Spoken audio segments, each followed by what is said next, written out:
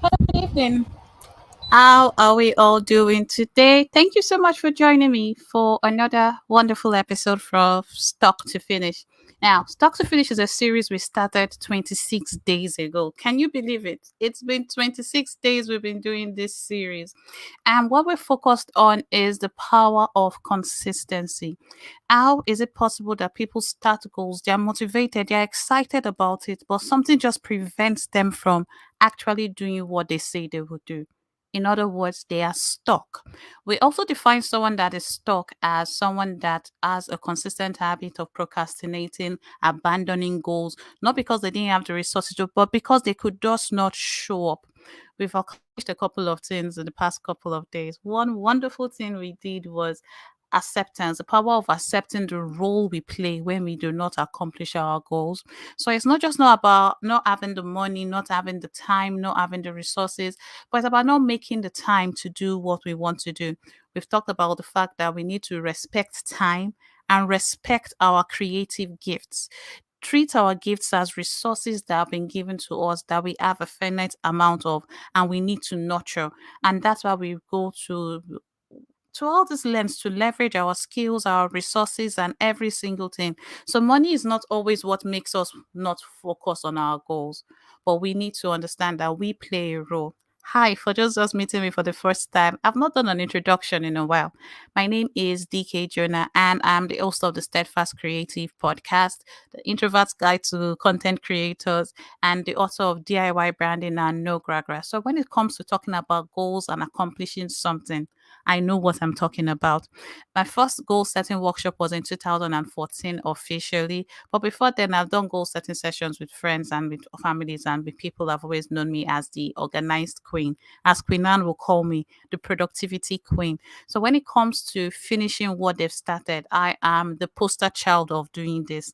I've had a situation where I had to abandon my dreams of going for a PhD and then start building something from scratch. That's now what I call the steadfast creative today.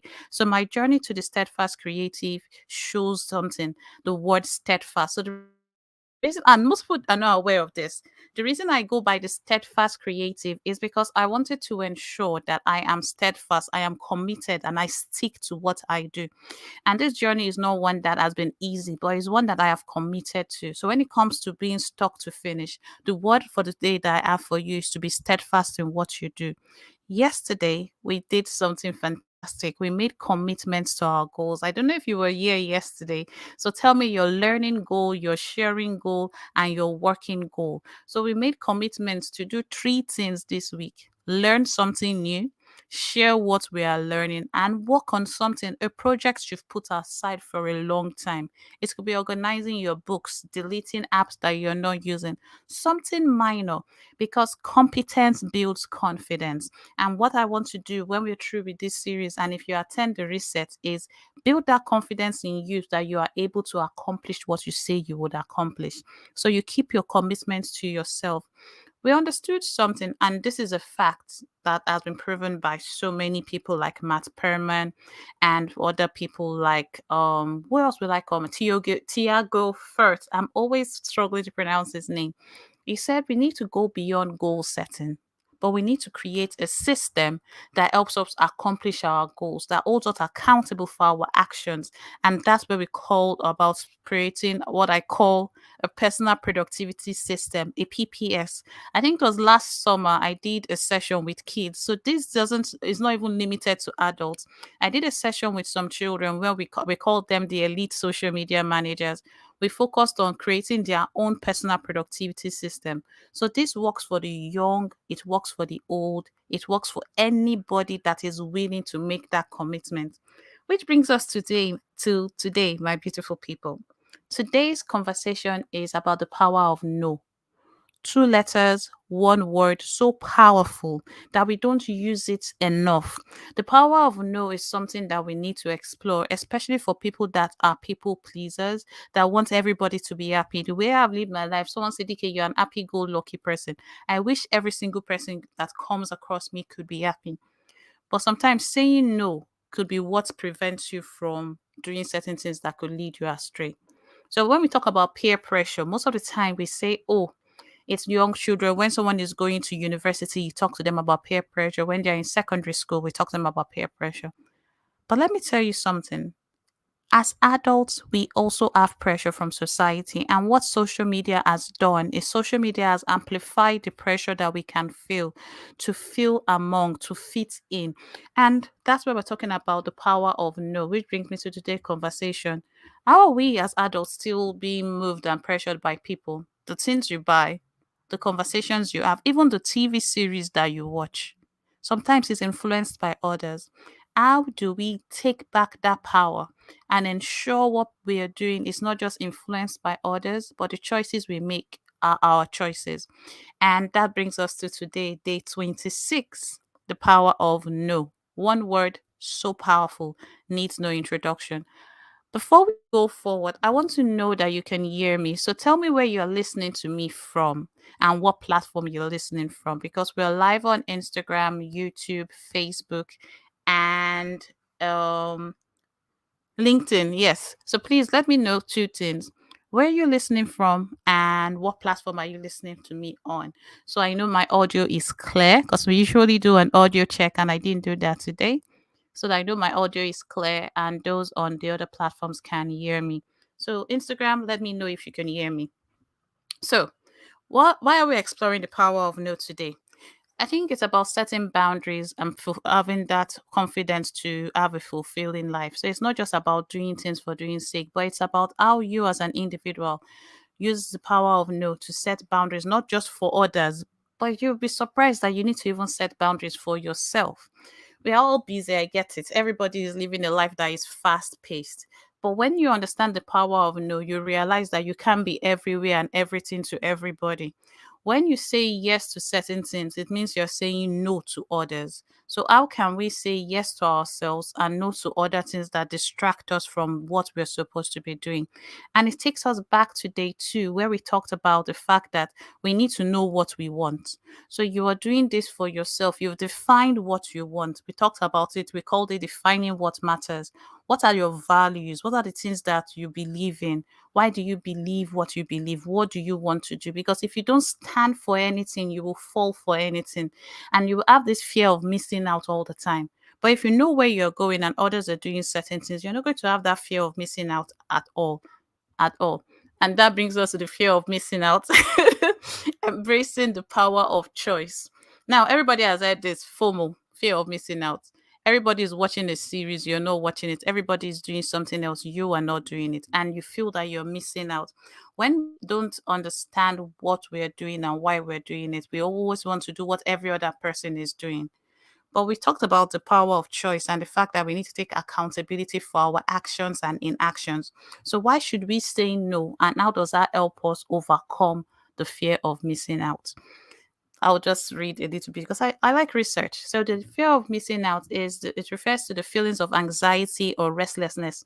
And I'm sure you're like, oh, I'm never restless, I'm never anxious, I'm not like that. Trust me, there's more to it. It arises when we believe others are experiencing something exciting or rewarding without us. Now, there is good news and bad news. The good news is that there's someone else enjoying themselves at this point in time as you're listening to it. The bad news is that you're not with them. So you're missing out something. But when you're trying to be part of every single fun activity, you're going to have that fear of missing out. You find yourself saying, "Ah, you guys did this without me. You guys didn't involve me." And you know that you were busy and doing something that was of priority to you. But you just don't want to miss out the action. And sometimes it can be traced to childhood. There are some children that want to be, when you have children, you understand what I'm saying. I don't have kids yet, but I have nieces and nephews. And Chelu, my nephew, wants to be part of every single conversation, whether it involves him or not. He fears that if I miss out of this, there's something missing in me. And we all have that fear of missing out. But how do we prevent ourselves from having this fear? Number one, like I said, it starts with you. But it's about something you're doing. It's about you cultivating intentionally self awareness rather than being in denial and say, I never have this fear of missing out when others are doing things that I am not part of. I don't have this fear of missing out. That's not my life. I am not like that. We always talk about the fact that we need to be self aware. Self awareness means you understand yourself. If you don't accept that you are missing, you have the fear of missing out, you will never overcome that struggle. But when you understand that, okay, I have a fear of missing out when people are doing certain things that I used to do before, but I don't want to do again. I am afraid that I would never be the fun and exciting person that I want to be. I'm getting older, I'm missing out on any single thing. But when you understand your values, your interests, and priorities, you make choices that are intentional to you or for you because it has to align with who you are, your authentic self. And this is something we've discussed about a couple of days ago. We said there's something about you when you understand who you are, who is that self awareness. But it's no longer just about self awareness. We moved a step forward and we said there's self acceptance. Now that you've accepted that you have a fear of missing out, you go back and take action. And your action is by saying, what are my values? What are my interests? And it may seem sound like something that is trivial. I shouldn't be paying attention to this. But if you do not attack it when you see it, it's going to become a problem in the future. So you need to focus on what truly matters to you rather than succumbing to the pressure of the world. So understanding that there are pressures coming from people. And sometimes this fear of missing out could be for something good. Everybody's going rocket climbing, everybody's taking exams, everybody's going for a PhD.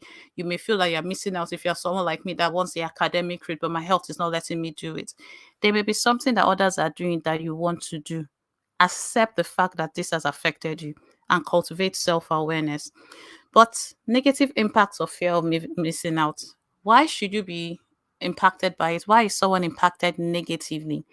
It can lead to impulsive decisions. You'll be overwhelmed. You make impulsive decisions. You are not supposed to go on a shopping spree, but your friends have gone to buy stuff.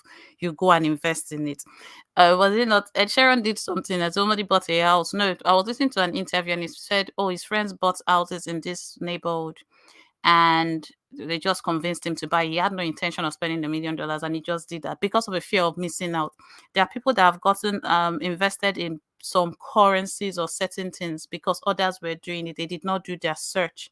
They did not ensure this is what they wanted to do.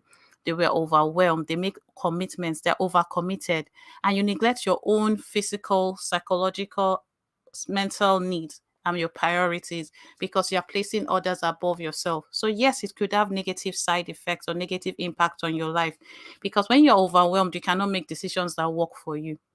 You neglect yourself, you neglect others, and you neglect family. Family is important to you. Another thing that happens is that you have this dissatisfaction and inability to enjoy the presence. Think about this. When you were in uni, you could not wait to graduate. You had a fear of missing out because graduates they did not have to do exams. When you become a graduate, you are like, I wish I was in school. You never enjoy the situation you are in. You are always wishing you were in another place. When you're single, you wish you were married. When you're married, you're missing the single days. You never enjoy the place that you are. There are negative impacts of the fear of missing out because, especially because you do not enjoy where you are. There's this comparison and self-esteem issue. We don't really need to talk about that, but that's the truth. Comparison is a thief of steals joy. When you're comparing yourself with others, it deprives you from even seeing yourself the way you should see yourself. You're always comparing yourself to someone else, and it impacts your life negatively. I think on one thing with fear of missing out is overwhelming commitments. There are some people Monday to Sunday they are in church, but they are part of a WhatsApp group. They are the group admin in that WhatsApp group. 4 a.m. they're up, they're doing something else. Then they join prayers at 7. After prayers, they will join another one at midnight. They are overcommitted, but just because they don't want to say no, they commit to every single thing. So why is this related to how to say no? It's just because we have to think about that fact that the negative impacts are there, but we need to help ourselves as we need to nurture meaningful connections. Sometimes we are seeking validation from other people. So when we have to say no, we need to have these people that we can talk to and be 100% honest with. I always talk about my mastermind group. If you're not part of a mastermind group, I encourage you to join one. And your mastermind group are part of your peers. You see some masterminds, I think, not just Thomas Anderson. Abraham Lincoln, most American presidents were part of mastermind groups. Mastermind groups started with old white men or young white men. They came together, joined their resources, exchanged ideas, and they were able to grow together. So many times we want to make connections and network with people above us. We neglect our peers. We fail to nurture meaningful connections. We are overspread. We spread ourselves too thin because we're trying to please people that just use us to run errands when we are not growing ourselves. So, how do you nurture meaningful connections? One way is by learning to say no to things that do not add value to you. You don't have to be anywhere, you have to be where you need to be. Now, let's give examples a little bit. I've talked about nurturing meaningful connections, but something else happens when you say no. You have to embrace the power of choice. I like this example I have given. I said instead of attending every event or accepting every work request, we can choose to prioritize our well-being by allocating time for self-care. I know anybody that is listening to this that knows me will be like, DK, speak to yourself. I do this because I choose to. I actually love working. And sometimes I know I prioritize my self-care, but I don't do this enough. So I'm telling you things that I do and I'm telling you the mistakes that I make so you can understand this. I don't attend every single event I'm invited for. I was supposed to be on a podcast tomorrow. I'm supposed to be on a panel on Wednesday. I had to say no to them because of my event on Saturday. On paper, they were good. They were going to be paid engagements, but doing that deprived me from resting and preparing for Saturday. So, although it was something that was fantastic for me to do, at this point in time, it wasn't the choice. So, I had to negotiate, and we'll talk about that. But how do you now protect your time, your energy, and well being? And I'll say this first: everyone is different, every single person is different. But we need to be intentional and understand that although I may not be in the best of health, you may be in the best of health, but we have 24 hours. So, how do you protect your time? But what energy do you have to give? In the chronic illness world, we call something the spoon theory. Now, for somebody else, writing a script may take them 1 hour. It may take me 5 spoons. Now, a spoon is the amount of energy. You can Google it, the amount of energy it takes me to do certain things. So, certain tasks take more spoons from me than other tasks. So, that's why I outsource some things. So, when it comes to managing people, it takes all my spoons, it drains my spoons, and then I have to go and rest after doing that. So, the way the spoon theory goes is a lady was in a restaurant with her friend and she was trying to explain what chronic illness was, what it meant to live with chronic pain, chronic fatigue, and all these illnesses. And she took all the cutleries from a table and said, okay, I'm going to every day I have 24 spoons. Combing my hair takes 3 spoons from me. I have only 21 spoons left. Every task takes like 10 spoons from me. But for you, doing this might be something like a walk in the park. You don't have to think about it. It doesn't drain your energy. But for someone else, it drains your energy. So she had to set healthy boundaries with herself. And it's something I have learned to do. I remember in 2013, I came back from Milton Keynes after my friend's wedding. I couldn't even tell her and I went straight to A and E. It took up all my spoons because I had exhausted myself. So you have to understand that your energy is different from other people's energy. So you need to set healthy boundaries with yourself so you don't burn out or break down. What drains your energy? What feeds your energy? An introvert and extrovert will be different. But what's your own plan for your well-being? So if your energy is being drained, have a plan for your well-being. So we're talking about setting boundaries. Boundaries are essential, and you don't set boundaries just with people because people think, oh, set boundaries with people. If you're in a relationship, set boundaries. When you're married, set boundaries with your in laws. When you're this, everybody, oh, set boundaries with your boss. Your boss cannot call you at certain times. Set boundaries with work, but you're setting boundaries with yourself also. So boundaries need to be set with every area of your life to give you work-life balance, to give you that mental and emotional well-being. Like I mentioned, it prevents burnout, but it increases your productivity and focus. And you're a better person in the relationships that you are in. But it starts with you setting boundaries. So what kind of boundaries do you set? I've said set boundaries. Everybody screams boundaries, but what kind of boundaries are you setting? Are you building walls? No, as a boundary is something, the blockade that prevents something from moving forward. So let's talk about time boundaries. And I'll tell you how I set time boundaries. Time boundaries It's about setting limits on how much time we spend on certain activities or commitments. This can include specific period for social media, designating work hours, allocating dedicated time for self-care, etc., etc., etc. I just read that out. But by setting clear time boundaries, we can prioritize our activities and ensure we have enough time for what truly matters to us. This is how I set boundaries. I wish I could share my phone. My phone goes on do not disturb 7 p.m. to 7 a.m. However, from 8 p.m. to 10 p.m., I'm at co-working with my team. So every day from 8 p.m. to 10 p.m., I have created that time boundary that no one can call me within that time because they need to know that I am focused on certain things. From 7 a.m. it comes off do not disturb. But from 8 a.m. to 11 a.m., it goes back on work mode. Then it goes on reading mode from 4. So I'm telling people the trick of when to call me. It goes back on work mode again in the afternoon from like 1 to 4. Then it goes off work mode and I can receive calls. Why did I start setting these boundaries myself? The reason I did this is because I work from home. Everybody thinks my time is their time. So I needed to communicate these boundaries. And one way of communicating was that my phone was not going to go through. Because initially I struggled to say no. Oh, Dicky, I need you to help me go. Or this, oh, I need you to pick this. So I had to set boundaries.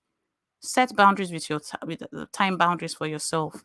And you can do that automatically with your phone. If you want to read, set that boundary. Your phone goes on do not disturb. TikTok logs me off, but I log back on. I will not lie sometimes because TikTok is fun. But set time limits to the things you do on TikTok or on other social media platforms. Social boundaries. As an introvert, yes, I have social boundaries. My social boundaries are forever up. But I have to also create an opportunity for me to mingle. So that's why on Thursdays now I go out for to my third place. I've talked about it a lot of times, but that's another conversation for later. But social boundaries have to do with social interactions and engagement that align with my values and priorities. So things that align with my values and priorities, I will go for. So I'm being intentional about the events I go for, the gatherings I attend, the pop-up events that I am participating in, the company events that I support, and the ones I will send someone to support. But what I've done is I have told people about the availability for social engagement. This will make me nurture meaningful conversations and participate in activities. As an introvert, if I don't set social boundaries with myself, I'm not going anywhere. But now that I'm intentional about setting these for myself, I can engage in meaningful conversations that would add value to me. But you could be different. What I love about what we do with boundaries and with all these things is that you have the power of choice to make it work for you. If you're an extrovert that goes for every single thing, then the way you set your social boundaries will be different from the way I will set it. But when I work with extroverted clients, the way we set boundaries is completely different from the way I will set with an introverted client. Set your boundaries yourself. Choose where you want to go to because if you can say yes to every event, you're not going to say yes to yourself. And anytime you say no to something, it means you're saying yes to yourself. Technology boundaries. This works with digital devices. If I'm not careful, I can work with for hours. So yes, I use the Pomodoro effect. There used to be a timer on my phone laptop that when I've used my laptop for a certain amount of hours, it tells me to rest my eyes. But that's a way for me to actually stop working. Sometimes it works, but it limits screen time. I turn off notification when I'm working. Sometimes you see if I forget a WhatsApp message comes through, I get distracted. That's because I see technology as a distraction sometimes. But when I set boundaries, which you can also turn on notification, I don't check my emails first thing in the morning. So if someone sends me an email and wants me to deal with it urgently, sends it the night before. Unfortunately for you, I'm not going to see it. If you send me a WhatsApp message, I don't like seeing my WhatsApp message not on registering. So I will click on read all and my message go as if I've read all. Those that know me know that they will send me another message. Sometimes I communicate it, sometimes I don't. Why don't I do this? I have ADHD. I will forget that I'm supposed to be working on my own project. And then I start working on your own project. So the reason I set that boundary with emails, for instance, was because noticed that for like a year, I was working on other people's to do list and my own to do list were not getting done. So I have two options. I either check emails at 1 o'clock when my technology stuff goes off, or when I finish my major tasks for the day, then I can check my email. So this makes sure that I do what I am supposed to do. When you work from home and you work for yourself, you need boundaries. If not, you're going to be doing everybody's work but the work that matters. So technology boundaries help. Emotional boundaries. We need a psychologist to come and talk to us about this, but I'll make an attempt. Emotional boundaries is about recognizing your emotional needs as well as establishing boundaries with others. There are certain people that drain you and you want to say no to them, but you feel guilty by saying no. But it's about setting limits on the conversations you have with these people and investing in yourself, understanding that not everything can be a win lose situation. You can't always win something. You can choose your battles. But by setting emotional boundaries, you protect yourself. You already know, accept this person the way they are. They are not going to change. They are not going to understand the reason you're putting limits and saying no to them sometimes. So just accept who they are and do what you have to do. It's the best way I can summarize it. But know that there are certain relationships that drain you, and they don't have to be platonic relationships or relationships with family or anything. Any relationship, even if it's work, there are some clients that drain you, that you know after a certain time you cannot take this client's call because they are going to just drain you completely. And I'm sure that knows what I'm talking about. Financial boundaries. This one is difficult, especially when you're spending your money. If you're spending someone's money, it's easier. But when you start earning money and you're spending money, setting financial boundaries is important because, especially if you have a credit card, you can say, I will pay for it later. But why are you setting financial boundaries? It's to not just because you can invest, but it's because makes you a better person. You are intentional with your choices that align with your long term financial well being or financial goals. It reduces the strain of thinking about whether you've paid your council tax or you've paid your bill or not. Financial boundaries make you not to spend impulsively, but you're able to track your numbers. Emma always says something, know your numbers. Know what goes in and what comes out. Understand that if you place financial boundaries on yourself, it will even seem as a boundary later. It's not just about doing spending limits. It's about not even shopping sometimes at all. Saying we'll look into the fridge, we'll look at the wardrobe, we're not buying a new outfit. It's about having a budget and sticking to it and having priorities for every financial decision you're making. Why do all these things have to do with saying no? Now, sometimes you're saying no to yourself when you set financial boundaries, or someone brings a project and you know you can't invest in it, you feel guilty. That's setting financial boundaries with yourself because you know that you've exceeded the limit of what you can do. Some people are fantastic at it, others have to be taught. If you don't know how to set any of these boundaries, I would say read books, listen to podcasts, invest in yourself mentally to have the skills to communicate these boundaries, because it's not just about having these boundaries, it's communicating it, and you don't need to give everybody an explanation. Sometimes no is an answer and no is the explanation. It's as simple as that. I can't make it for this event. If you have a relationship with the person, you can go in details. If you don't, no. Can you do this job, DK? No. Can you take this client? No. Can you? No. Why? You're saying yes to other things. Because when you, especially as a freelancer and as a digital agency, if we say yes to every single job that comes, we will not be able to deliver. So we're spreading ourselves too thin. So there are ways we can communicate these boundaries. So the first thing you have to do is reflect on your boundaries. What boundaries am I setting for myself? Is it financial? Is it technological? Is it emotional? What boundaries am I setting for myself? Then you have to be clear and specific. It cannot be vague. You can't just say, I am setting technological boundaries, I am setting financial boundaries. No, it has to be very, very, very, very specific. Be clear, crystal clear, and specific. I always talk about clarity when we are doing things. Then choose the right timing to communicate it to others or to yourself. And sometimes some boundaries are for a specific period. Then let it be for a specific period. You're using I statements. You're not just saying, oh, this is a boundary. I am no longer going to accept this behavior from this person. I will no longer accept calls after 6 p.m. I will no longer check my emails first thing in the morning. I don't have emails on my phone. It's that bad.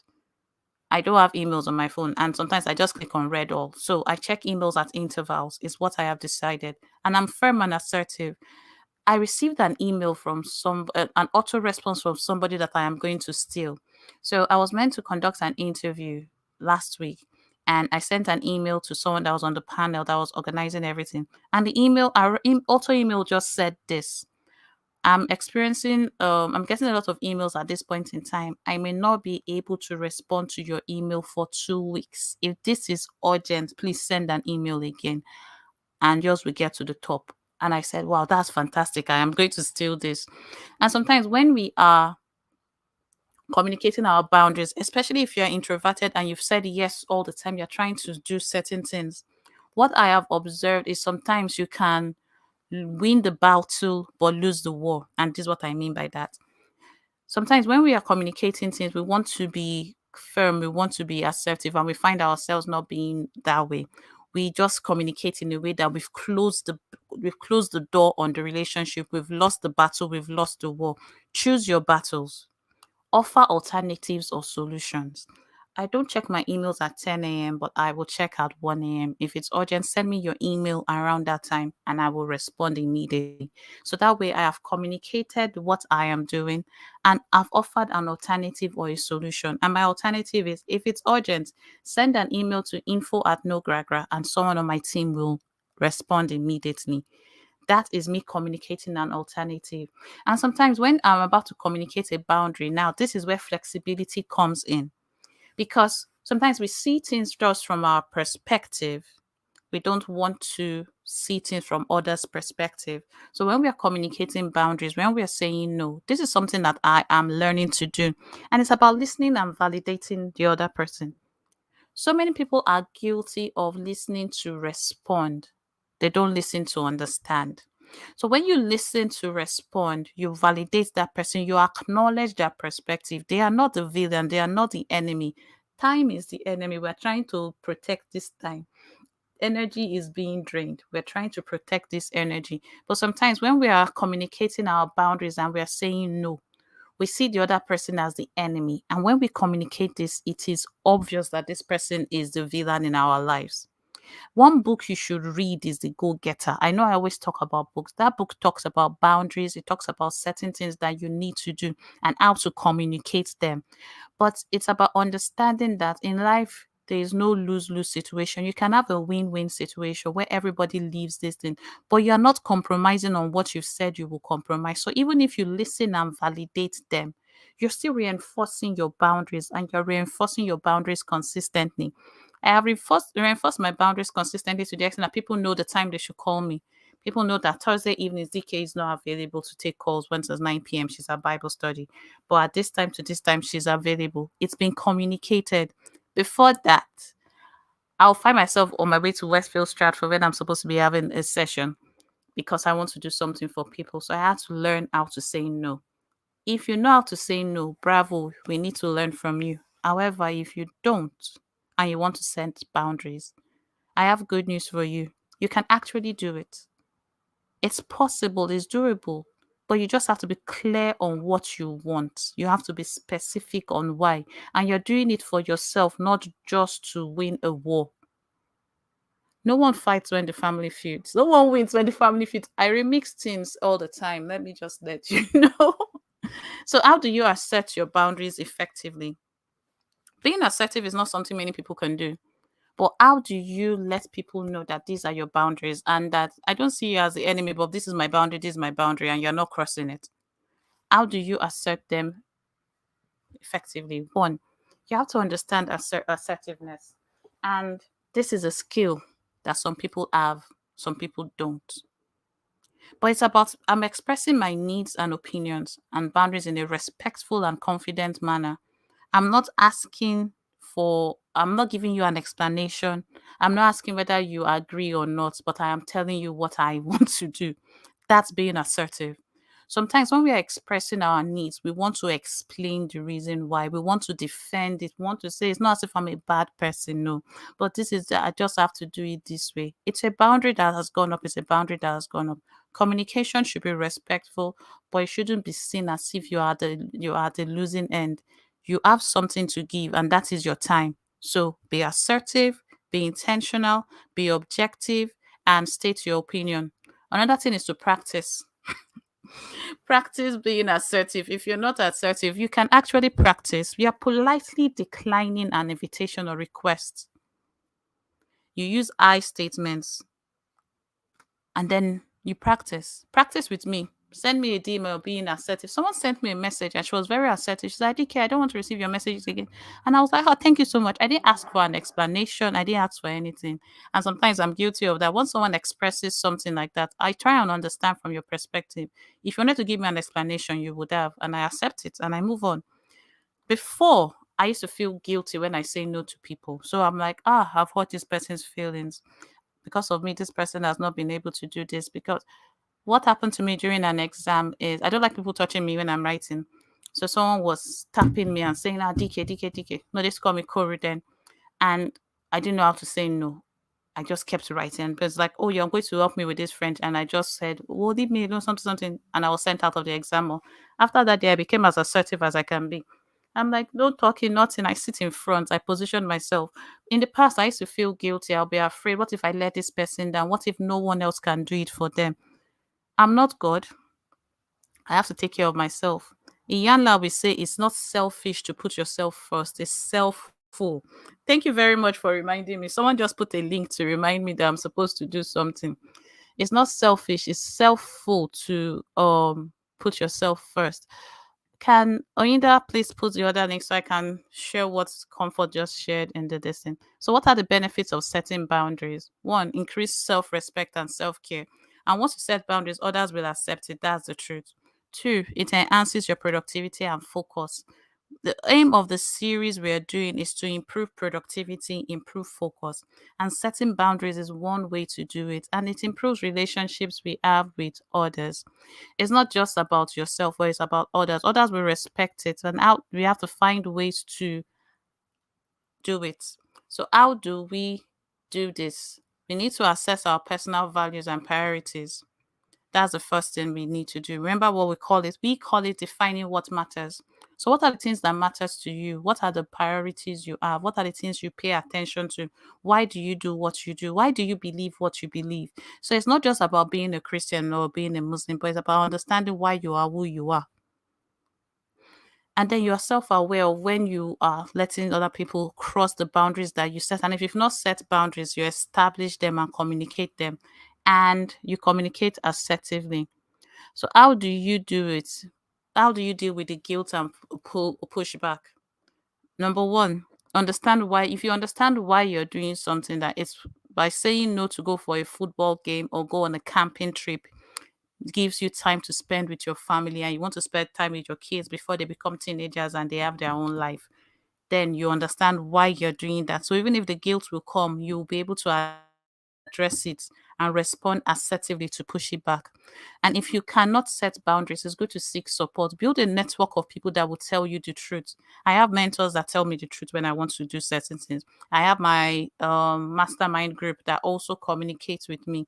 And I have counselors also. So I don't try and do things on my own. I seek support. No man is an island. We need to seek support. There's something that we talk about a lot when we're talking in the steadfast creative, and that is the power of reflection. Sometimes do reflective exercises where you can actually review what you've done for the day. It promotes relaxation, it promotes things, but practicing self-care and relax and reflection helps you to be the best version of yourself. So you're engaging in activities that promote relaxation, self-reflection, and self-renewal to nurture resilience and reinforce boundaries. Boundaries can go down certain times, they can be reinforced. But when we do self-reflection, it's asking yourself questions that you know that you don't want to answer. Okay, so why did I go shopping today? That's a question most women have to ask. Why did I buy this top? You already have the black color. Because I did, because they were going to it was on sale. That's a good response. It was on sale, it was cheap. It was on sale, it was 50% discount, and it still cost like 100 or 500 pounds, but you bought it. Just when you are able to sit down and reflect and you're honest with yourself, you're not denying it, That's the only way you can take care of yourself and make changes that you want to change. So we talked about embracing the power of no to live a life of purpose and fulfillment. When we say no to certain things, it gives us the power to say yes to certain things. Now, for the next 6 months, I want you to do a simple exercise today that would help you for the next 6 months. And that is for you to ask yourself this question this week. I want you to put, we did 2 jars last time. So we're going to borrow those jars. And in one jar is what you're saying no to, and the other jar is what you're saying yes to. What are the things you're saying yes to this year? Are you saying yes to being healthy, going on walks, being fit, spending time with family, prayers? What are you saying no to? You can say, I'm saying no to complaining. I'm saying no to giving out money when I don't want to. You should have your yes jar and your no jar. It's not a physical jar we're talking about, but a physical jar will be amazing because you can actually write things in it and dump it there. Why am I asking you to say the things that you're saying yes to and the things you're saying no to? If you know what you're saying yes to, you know and know what you're saying no to, it helps you make better decisions. If you're saying yes to family time, you know that will mean less time with friends. If you have realized that, oh, you've cut off from most friends and you want to reconnect with them and you want to build meaningful relationships with people that matter to you, you're saying yes to that. I'm saying yes to time with my family and friends. So I have put them on my friends on my phone. Don't worry, they're not listening. And I have so them every 2 weeks I have to call them. It's already set because I know if I don't do it, I will forget. I know the days I want to call. It's already in advance. I've put a couple of people there that have complained that I don't call them. And they mean the world to me, so I have to do that. But there are some friends that the day we meet, we gist. So I've understood certain things. So I'm saying rather than complaining that you're always complaining that I don't call you, I've decided to do something about it and actually practice something good. Another thing I'm saying yes to this period is networking. I spent the whole lockdown and a year after the lockdown indoors alone, and I was happy that the whole world had shut down. If the world locks down again, I'm going to be very happy. I'm even praying for it to happen so I don't have to interact with people. But that's the introvert in me. So I'm saying yes to networking and no to staying indoors all the time. What are the things that you want to do? What you're saying yes to and what you're saying no to is tied to what you want. So, as someone that wants to build an agency, I want to build a brand that is, and I'm intentional about building the UK part right now. It was remote before. I have to say certain things. And one of the things I'm doing is doing events and workshops. And my next workshop is, on my very first paid workshop for the year is on Saturday. And it's called The Reset. And basically, it's simply this: for the past, how will I put it? For the past 6 months, all of us have had goals and things that we wanted to accomplish, and we did not accomplish them. But we desire to accomplish these goals. How do we reflect on the past and plan for the next 6 months? How do we ensure that 6 months from today, if you and I are having this conversation on the 31st of December, we've accomplished the things we want to accomplish? And it's about setting goals that we can accomplish. So it's going beyond goal setting. So that was the link for those on Instagram. That was the link, Amplify the Gospel, my other page just posted. It's about going beyond goal setting because it's not just about setting goals. Everybody here knows about setting smart goals. You set goals, but you don't accomplish it. Why? So I've designed this 1 day goal setting workshop that actually goes beyond goal setting and helps you build your own personal productivity system. It helps you to understand what you need to do to overcome procrastination and be a part of the 20% that actually do what they say they should do. It's a system that I have used myself and others have used that has helped them overcome procrastination, ensure that they stick to their goals, and set goals that they can accomplish. So there may be tasks and things that we do, but it's going to be 3 hours, 3 hours on Saturday from 6 p.m. to 9 p.m. We're going to be spending time together, learning about goals, looking at the obstacles that prevent us from accomplishing our goals, and actually doing what matters to us. So it's in 4 days' time. I can't believe it's 4 days. We've been planning this for a while, but it's in 4 days' time, and it's what I call a master class and a workshop in one because it's going to be hands-on, but there are certain things we have to unlearn about goal setting, and there are certain things that we have to learn about goal setting. So It goes beyond smart goals. It goes beyond telling you not to procrastinate. Show of hands, who knows that they shouldn't procrastinate?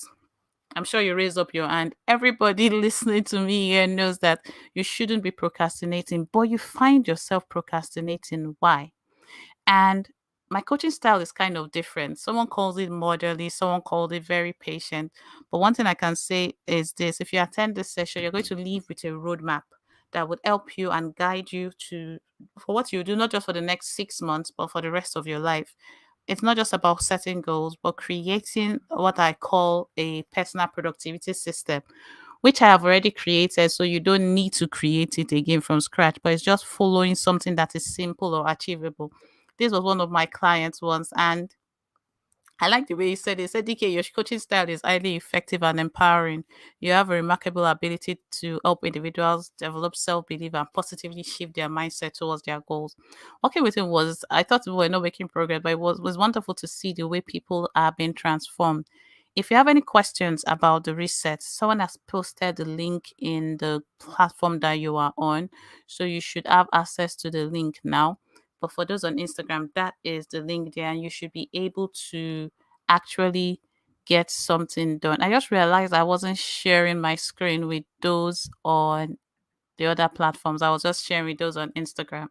All right, I've corrected that. So this is the website that you need to register. We call it the reset because you're hitting the reset button and you're actually working on your goals. It's something I've been working on since 2016. My last goal setting workshop was in 2016, and it's something that I've been working on since 2016. I've created no gra before I'm doing this workshop. And it's my response to also culture, because also culture tells you that productivity is about doing more. But this is not about doing more. This is about doing what matters and your ability to focus on the things that are important. And everything doesn't have the same weight. Every single thing is not important. There are specific things that are important. And I'm excited for this workshop. Let's plan the next 6 months together. 3 hours is what we need to create your roadmap. So if you've not gotten your ticket, please get your ticket. And I was told to inform everybody that all the videos for this series that we're doing that is leading up to the workshop would not be available immediately after the workshop. I think I will confirm from Tobechuku. But yes, the link to the workshop should have been posted by now. Can Christiana and the others post the links to the other platforms, please? So that anybody that wants to register can easily go to the link. But the link is the steadfastcreative.com/join the reset now. And you'll be able to get the ticket. Well, or just send me a message and I'll send you a link to the ticket. But that's the end of today's session. We did well with time today. 9:47. It's a 45-minute session and we have opportunities for questions and answers.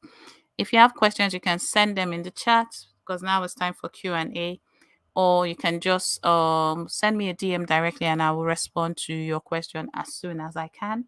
But some responses may not be by me, they may be by the team. If you send me an Instagram DM, I'm just letting you know because my page is not managed by me anymore. But if there are no questions, I just want to use this opportunity to say thank you for joining. Let's do a quick recap of what we did today.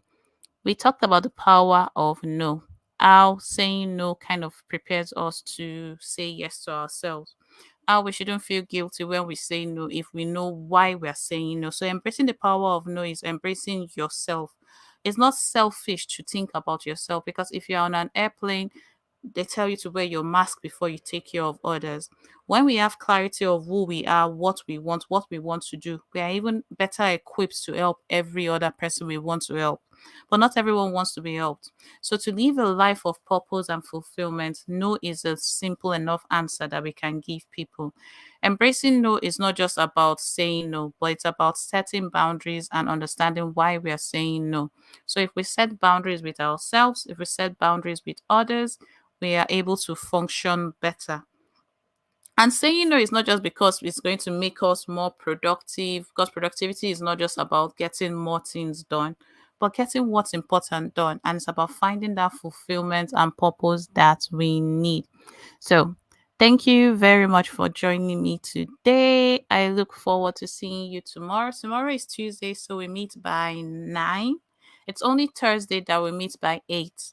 And tomorrow, I think we're going to talk about the power of journaling. Yes, the power of journaling. That's the conversation for tomorrow. I think that's what I'm really excited about. I'll be sharing a couple of journaling practices that we can actually get done. So please listen with your pen and paper. Come ready to write, come ready to learn about journaling, and let's see how your life can get transformed. Thank you so much. Thank you, Ma. Yes, I'm looking forward to seeing you on Saturday. And the time has changed. It's now 6 to 9 p.m. I'm looking forward to seeing all of you on Saturday. Please, for those listening on the other platforms, the link should be posted where you're listening and you should be able to register. But till then, I'll see you tomorrow at 9 p.m. Cheers. Bye. Bye, Instagram.